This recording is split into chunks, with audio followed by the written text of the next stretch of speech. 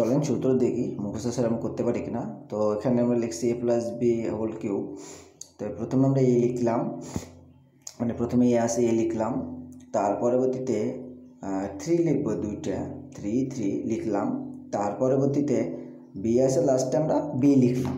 ওকে, তারপরে কি করলাম, এ আর বি এর উপরে কি করলাম, কিউব দিলাম। তারপরে এ আর বিটাকে জোড়া করলাম, এ বি জোড়া করে দিলাম। দেওয়ার পরে প্রথমটাতে স্কোয়ার আর লাস্টটাতে স্কোয়ার। ওকে, আমাদের একটা সূত্র তৈরি হয়ে গেল। পরেরটা মাইনাস এ মাইনাস বি হোল কিউব, এটাও সেমভাবে খালি মাইনাসটা চেঞ্জ করবো। প্রথমে এ লিখলাম, তারপরে 3 লিখব, একটা মাইনাস, এখানে যেহেতু মাইনাস আছে -3 আর +3।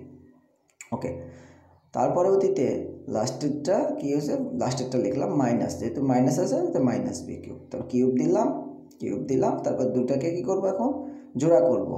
জোড়া করলে এ বি সেমভাবে প্রথমটাতে আমরা কি দিব, স্কোয়ার, আর লাস্টেরটাতে দিব স্কোয়ার।